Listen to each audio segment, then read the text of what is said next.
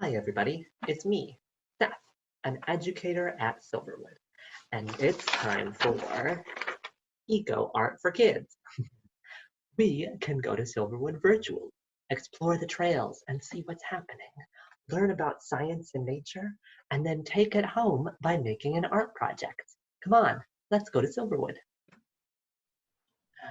Here we are at Silverwood. It's a really pretty nice day. Have you ever been outside and just closed your eyes for a moment and felt the sun on your skin? It feels nice, doesn't it? What about standing in a rainstorm and feeling the raindrops on your skin?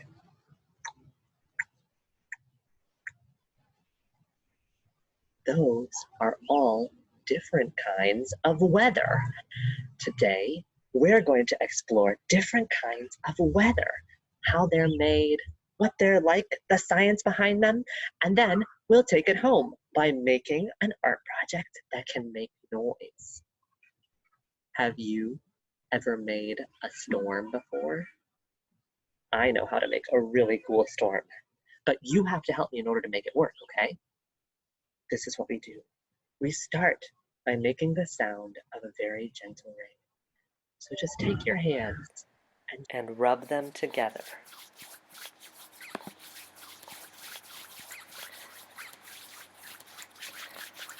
Now, the rain is starting to get stronger, and it changes into big drops.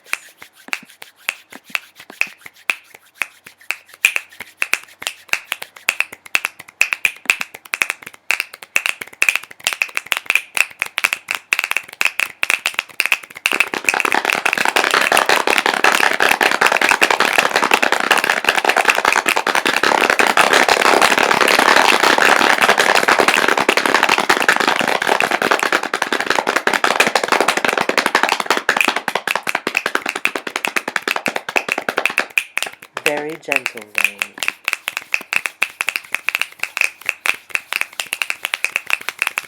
And then we're all done.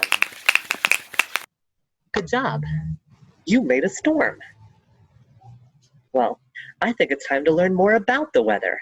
So let's go find Bailey on the trails and see what she knows about weather. Bailey. Thank you, Seth.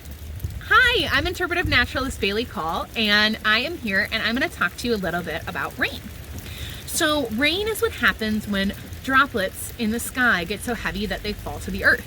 It's a really important part of the water cycle. That's when rain or water on the earth evaporates from heat and turns into water vapor. That water vapor collects and condenses into the sky, and then it falls back to earth as precipitation, or as snow or rain. And rain is a really important part to life on planet Earth. It helps, especially in the spring, the plants start growing. It also helps create vernal pools or ponds for amphibians that are just getting ready to lay their eggs. And it's also an important part of our life on planet Earth because rain is a fresh water source. So it's always a source of fresh water here on the planet. Rain is a really integral part of our lives, so is water. And so the fact that it's raining doesn't always mean that it's kind of a bummer. You can still go out in the rain. One of my favorite things to do is splash in puddles or just to listen to it. Should we try that? Should we try just listening to it?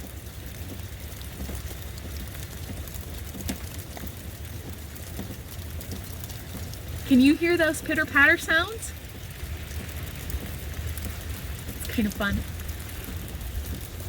Precipitation can also be in another form. So a couple weeks ago, I took a video of some precipitation that was happening, and see if you can tell what kind of precipitation this was. My backyard, where something rather special is happening with the weather. If you can see this, there is something actively falling from the sky right now. It's rather cold.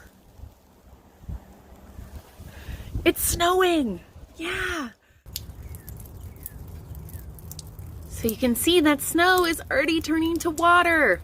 It's going from a solid to a liquid so fast.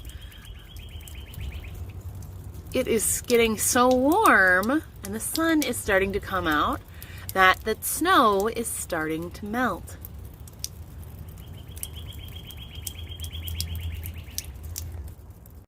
All right, so something you could try at home is that if you have a place that you like to water, you might try something called a rain barrel. Now this rain barrel we have in my backyard collects the rain off of the roof. It falls onto that rain barrel and goes through that little black screen there. That screen then has this barrel attached to it, and that collects rain for us to water our garden and our plants. So now that we've explored precipitation in both rain and in snow, the last thing I want to talk to you about related to weather are the clouds. Now, while clouds, when we think of them, sometimes look like the video you're seeing here, they're white and puffy and up high in the sky, but they're actually a collection of water vapor that have condensed into tiny water droplets. They can come in all sorts of shapes and sizes, but did you know that clouds can actually help us predict what weather might be coming? Some clouds are really high up in the sky, some are lower to the ground, and they can also look like they are different colors. There are things called cloud charts that can help us determine what types of clouds you might be looking at. So clouds are a really important piece of this weather puzzle that help us kind of tell what weather might be coming. Thank you for exploring clouds and snow and rain with me today. I hope you get to get outside and explore some of these different types of weather that are happening around you. Thank you so much, and back to you, Seth. Thanks, Bailey. That was really cool to learn about all the different kinds of weather. Now that we've learned about the weather, we can take it back home. And my friend Cora is going to teach us how to make an art project that makes noise and is about the weather. Cora? Thanks, Seth. Hey everyone, my name is Cora and I'm an art educator at Silverwood. Today we're going to make some rain sticks together. You'll need a few simple materials that you might be able to find around home. You'll need a paper towel tube, 2 sheets of aluminum foil. They're not too big. A wooden spoon, a pencil, a sheet of paper. Mine's just a regular white piece of paper, but if you have colored paper at home, you can use that. A roll of tape, scissors, about a 1/4 cup of rice or some sort of small pellets. Sometimes you can use beans, but for this project, beans might be a little bit too big. And then colored pencils, crayons, or anything you want to use to decorate your rain stick at the end. Now that we have all our materials together, let's get started. We'll start by making the guts, or the inside of our rain stick. Take 1 sheet of your aluminum foil and fold or roll it up into a loose strip.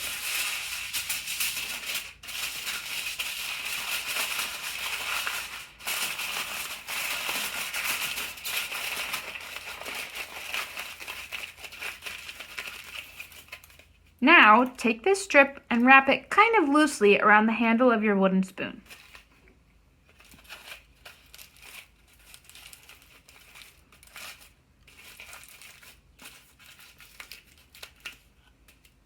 Now, you're going to slide this twisted piece off of the wooden spoon.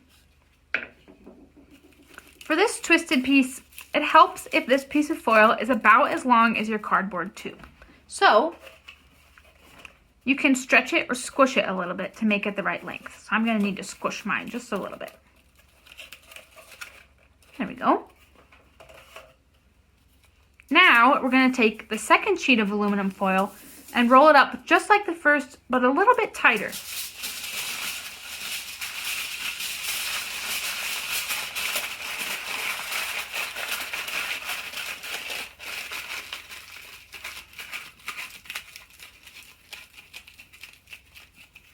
take this strip and slide it into the first twisted piece of aluminum foil. You might have to squish this one a little bit too, and it kind of helps. If you can't slide it through there, you can sort of wrap this twisted piece around that first one. And I have a lot of extra, so I'm just gonna fold that part in and squish it down.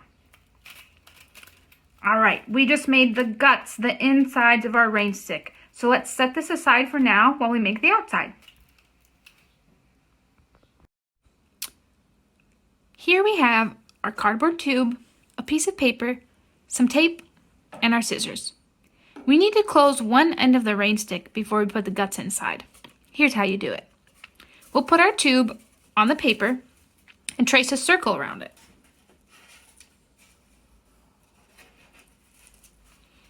Then you're going to cut a little wider than that circle. About like that.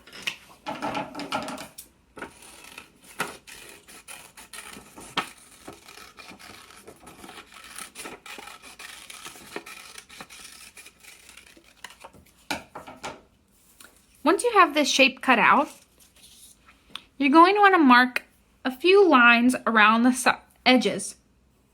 And this is where we're going to cut to make flaps that will tape down to the side of our rain sticks. You'll want maybe 8 to 10 lines around this edge of this circle. You're going to cut these notches all the way around, and you'll start to see how they're going to make those flaps that we can fold down around the side of our rain stick. Once you have all of those cut out, I'm going to grab a rubber band to help with this step.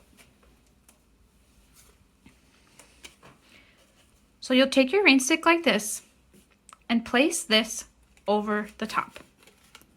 Then you'll fold down all of these flaps, and they'll kind of overlap over each other. And I am going to hold mine down with a rubber band. Then I'll take a long strip of tape and wrap that around those flaps that I cut so that it's all stuck to the side of the rain stick.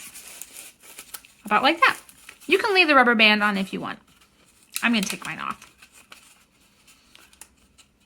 So you'll want to make another one of these to eventually cover the top, but for right now we're going to leave it open so that we can put the guts inside. So go ahead and grab your aluminum foil guts and slide them into the cardboard tube. They might get a little bit squished going in there, but that's okay.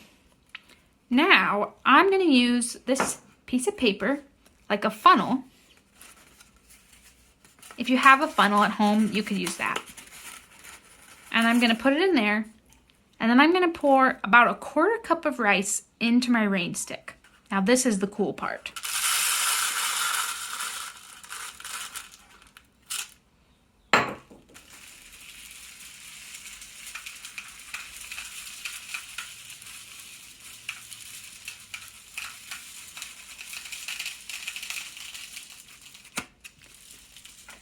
That was the first glimpse of the sound that your finished rain stick is going to make. How exciting!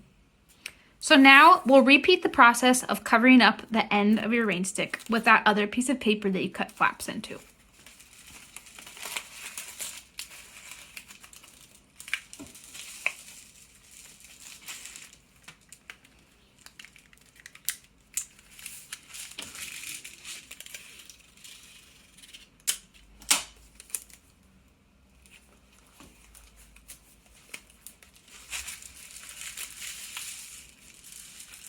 I can hear that rain going already. All right, so at this point, you can get crayons or colored pencils or markers or paint or even some decorative paper or tape and go ahead and decorate all over your rain stick. There you've had it. We just made our rain stick. I decorated mine with weather patterns. We've got some lightning, storm clouds, raindrops. So once you have yours all decorated, you can go ahead and test it out.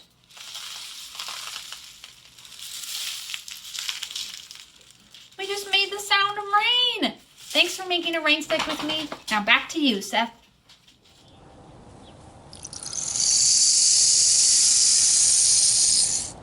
I love that sound. I hope that you get to make your own rain stick, just like Cora made with us. And I hope that you can go outside or go to Silverwood and enjoy the weather, whatever it happens to be. Think about all the kinds of weather that Bailey showed us. Rain, snow, clouds, it might even be sunny. And we'll see you next time on another Eco Art for Kids. Bye!